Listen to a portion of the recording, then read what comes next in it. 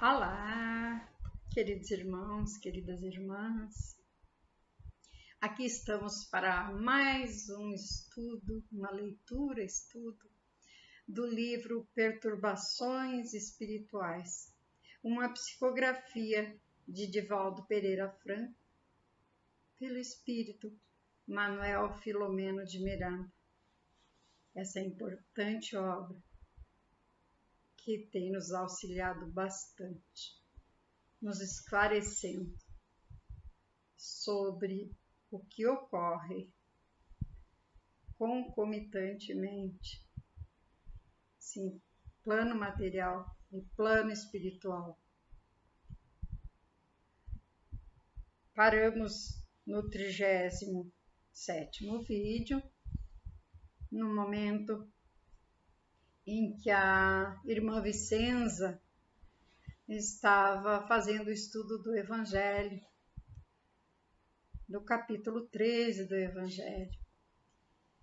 E há uns 10 minutos que ela estava falando, ouviram um barulho ensurdecedor vindo de fora da casa. E eram irmãos guiados pelos irmãozinhos do plano espiritual inferior, a fim de perturbar uma casa que já estava sendo atacada por eles. Mas como sempre fazemos, antes de qualquer tarefa, vamos elevar o nosso pensamento ao Mestre Jesus, à nossa Mãe Santíssima, aos nossos mentores, anjos guardiões, e rogar o amparo para mais uma tarefa, para mais um estudo, rogar a esse plano espiritual superior que nos encaminhe, que nos guie com sua luz, a fim de assimilarmos a leitura e que cada irmão que nos assistir ou mesmo nos ouvir também possa receber o esclarecimento no momento oportuno,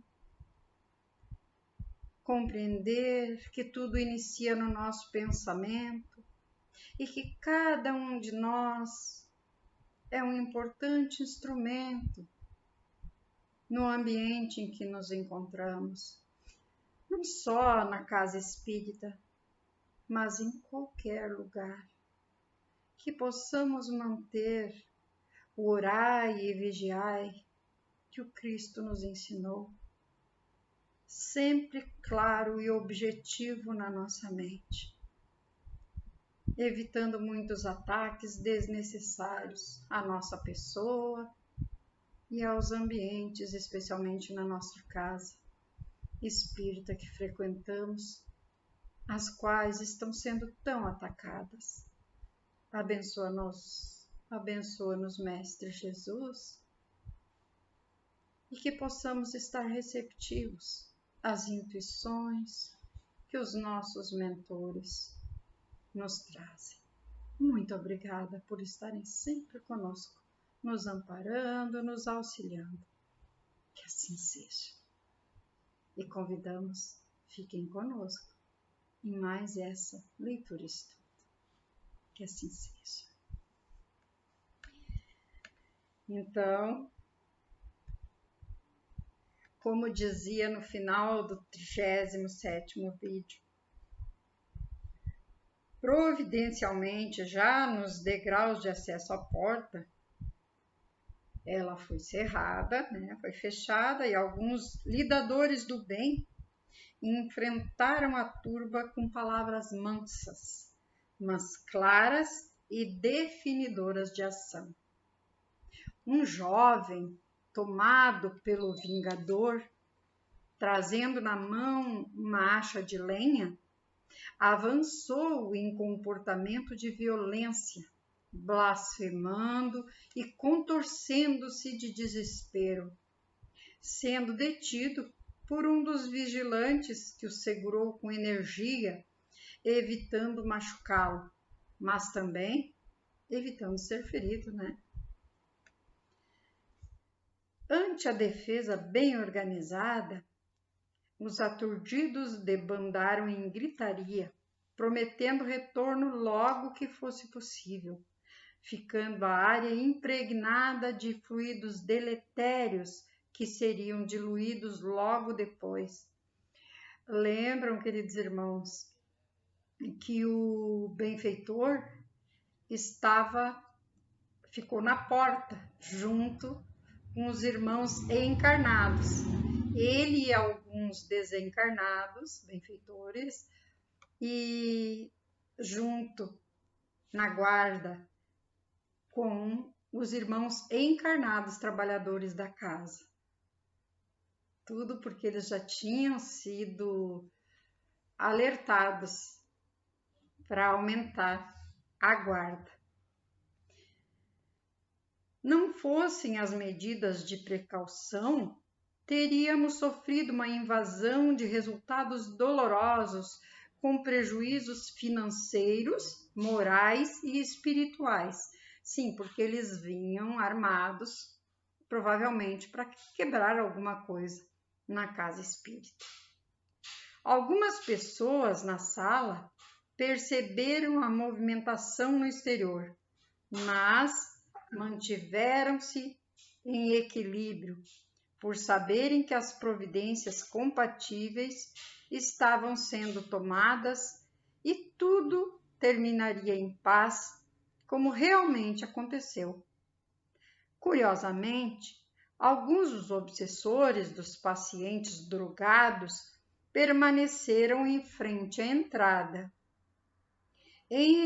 estremunhados e tendo à frente o indigitado chefe que retornou à carga sem a vítima encarnada. E porque as defesas espirituais estivessem cuidadosamente carregadas de energia que lhes dificultavam a entrada, o irmão Elvídio abriu um corredor vibratório por onde se adentraram como se fora uma conquista deles, incapazes de retroceder. Ali permanecendo enquanto a expositora falava sobre a caridade para com os infelizes e perturbadores, os inimigos do bem.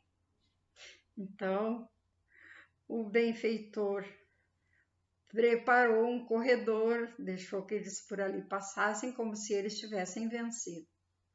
Mas, na verdade, eles estavam recebendo tratamento. A reunião prosseguiu em clima de harmonia e a oradora, muito inspirada, pôde ser bem entendida pelos ouvintes que tiveram os corações confortados pelas doces esperanças do Evangelho. De imediato, foram aplicados passes coletivos na assistência e os trabalhos foram encerrados sem qualquer alteração prejudicial. Pairavam no ambiente peculiares vibrações que denotavam agitação inabitual. Após a tentativa de invasão fracassada, percebemos que verdadeira horda de espíritos belicosos cercava o edifício. Então, quer dizer, aqueles espíritos querendo guerra, querendo fazer maldade, continuavam ali. As barreiras vibratórias de segurança encontravam-se reforçadas e observamos que entidades operosas movimentavam-se sob ordens superiores que as orientavam. Então, os superiores estavam ali, os benfeitores estavam ali, orientando. O nobre irmão Macário fora informado de que aquela seria uma ocasião especial e resolveu, em conciliábulo com o nosso mentor e o irmão Elvídio, trazer a comunicação o mulá. Lembram do mulá? Pois é, aí eles decidiram trazê-lo novamente, com quem já fora mantido diálogo anteriormente e que ali estava desde horas antes, aguardando em sala especial, sob pesada carga sonífera por hipnose. Os chefes dos grupos perturbadores anotaram os prejuízos decorrentes das agressões mal-sucedidas em inúmeros grupamentos de diferentes cidades, nos quais vinham exercendo a interferência prejudicial. O intento de desmoralizar Jesus e sua doutrina, através da fragilidade de alguns dos seus discípulos, era suplantado pela força da fé de novos servidores abnegados, responsáveis pela revitalização das células evangélicas de várias denominações que se multiplicavam no planeta, especialmente aquelas sob a responsabilidade de O Consolador. E nós sabemos, como descreve aqui, várias casas atacadas ao mesmo tempo. Fortalece a batalha desses irmãos, quando eles atacam vários núcleos nas nossas casas. É triste, mas precisamos lembrar que nós deixamos a brecha. E, infelizmente, haviam percebido a ação das caravanas do mais além, que rebusteciam os lutadores cansados e sintonizavam com os servidores fiéis. O Senhor jamais deixou a sós aqueles que se lhe entregaram em manifestação de amor. Convidados pelo benfeitor a uma reunião prévia na sala mediúnica, às primeiras horas do amanhecer, tendo presentes inúmeros ceareiros reencarnados que mourejavam na sociedade e aqueles outros do nosso campo vibratório, ouvimos o mártir do passado na sua exortação. Irmãos queridos, a hora urge. Os acontecimentos funestos que lutaram a Terra no começo do século, através dos atos de terrorismo coletivo e individual, foram trabalhados nas esferas espirituais inferiores e transferidos para o mundo físico.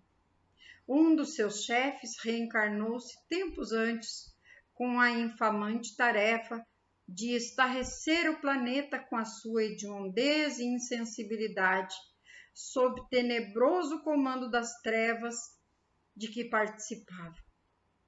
A providência divina inspirou as reações internacionais e deu-se início, tempos depois, à Primavera Árabe, mas os reclamos do ódio dos alucinados pelo fanatismo incendiaram o Oriente e ameaçam o Ocidente com as labaredas destrutivas que a tudo devoram, infelicitando milhões de desafortunados expulsos das suas terras e fugindo para acampamentos hórridos em resgates ultrajantes.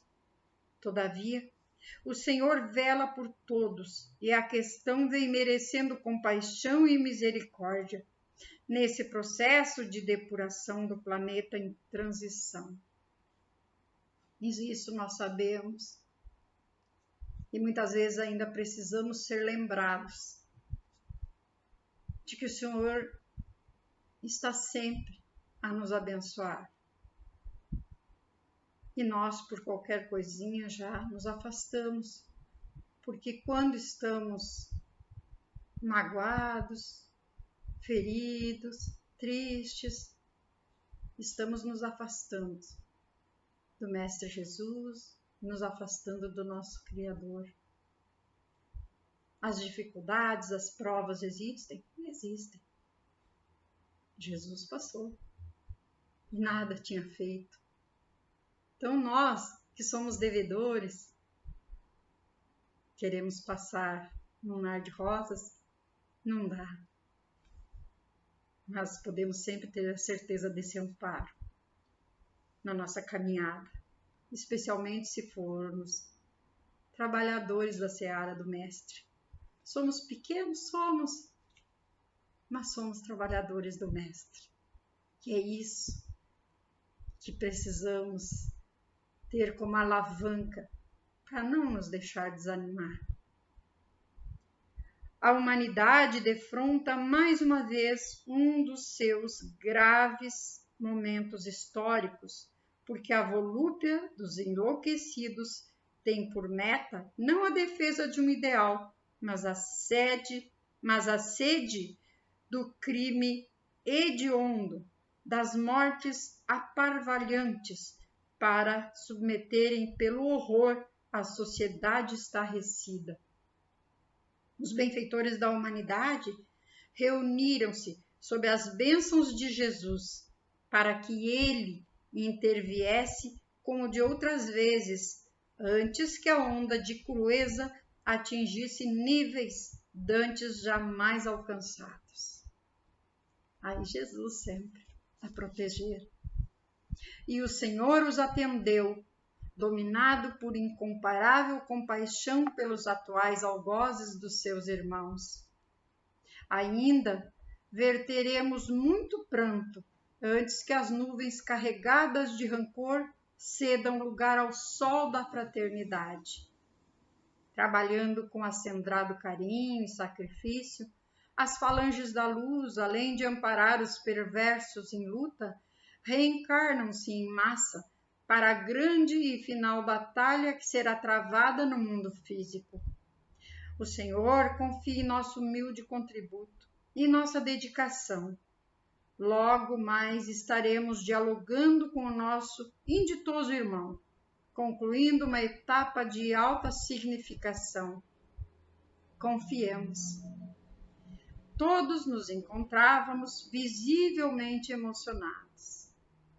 Pequenos obreiros que nos reconhecíamos ser, não compreendíamos que a humílima atividade a que nos vinculávamos teria repercussão mais significativa e de alguma relevância. É aquilo que falamos. Somos pequenos, tarefeiros, mas estamos trabalhando na seara do Mestre. E é essa alavanca que nós precisamos. É o que nós já dissemos antes. Eram menos de 2h da manhã, quando o irmão Elvídio proferiu a prece de abertura da reunião. À mesa, além dele, do presidente Ovídio, os médiuns abnegados em clima de concentração profunda aguardavam.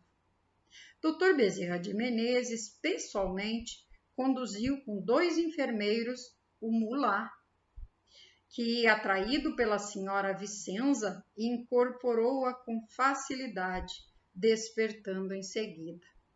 Surpreso, exclamou: "Novamente? Que desejais de mim?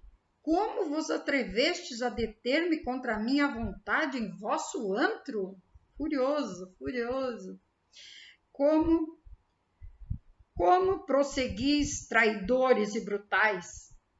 Com serenidade afetuosa, o venerando Macário respondeu-lhe: "O nobre mulá aqui se encontra por vontade própria, desde que veio anteriormente em atitude agressiva contra o labor de Jesus Cristo.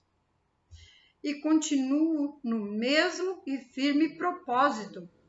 O cordeiro tem que ser novamente imolado para a verdadeira glória de Alá.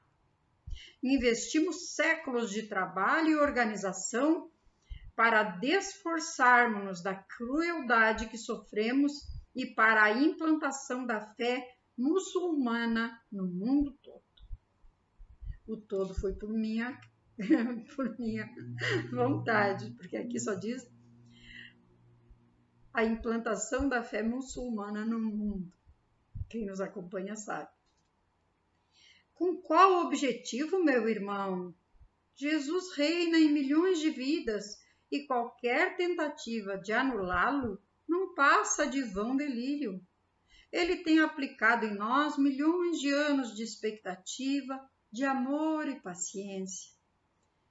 Mohamed é o profeta e Alá é o Senhor. Acho que é Muhammad.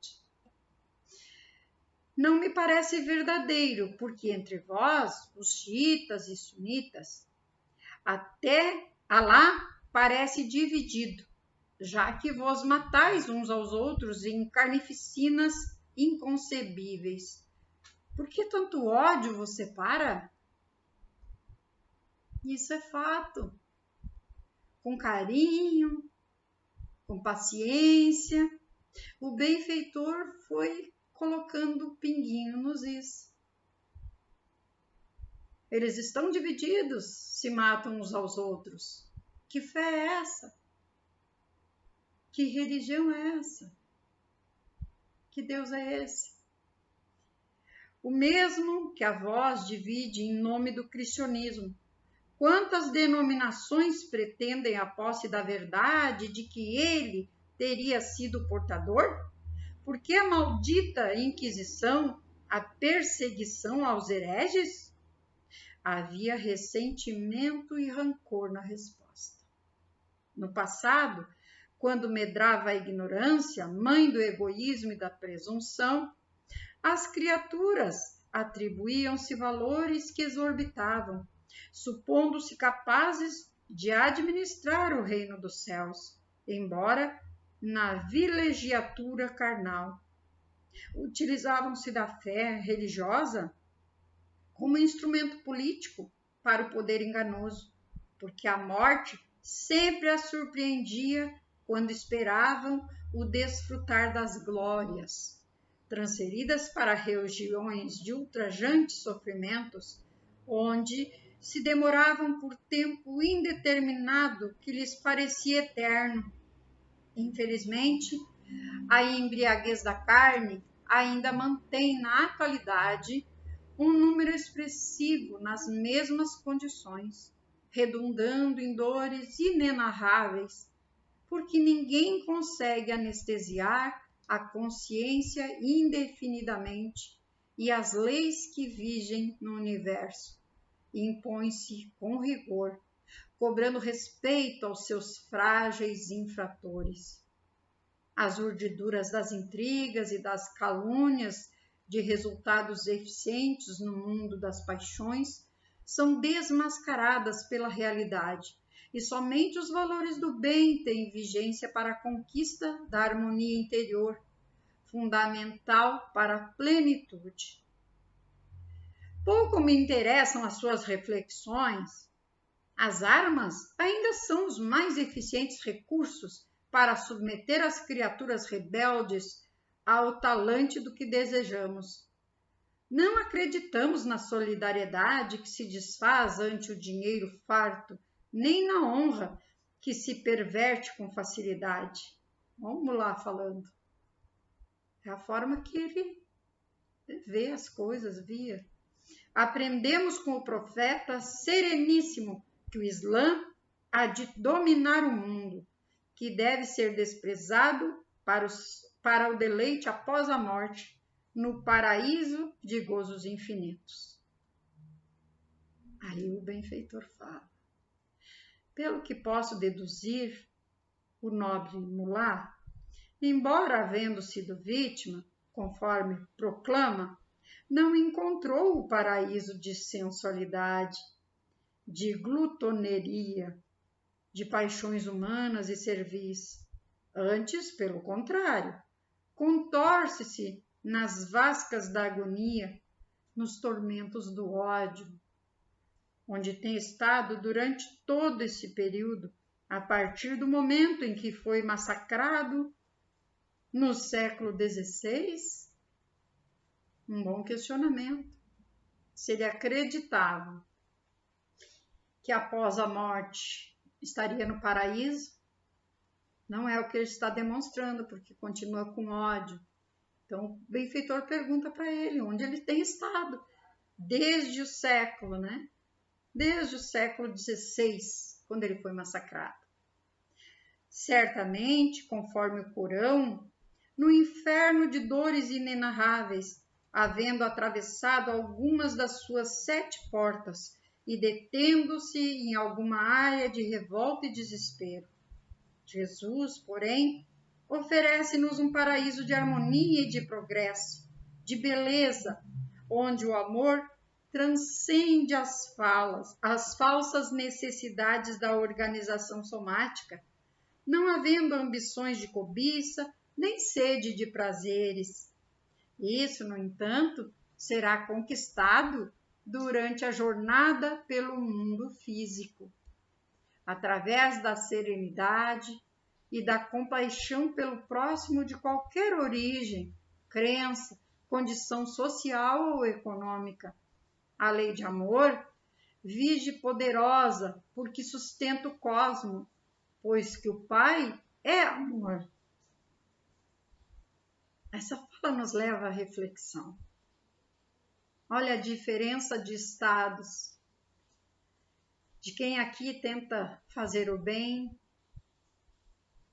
tenta amar o próximo como a si mesmo, seguir os ensinamentos do Mestre.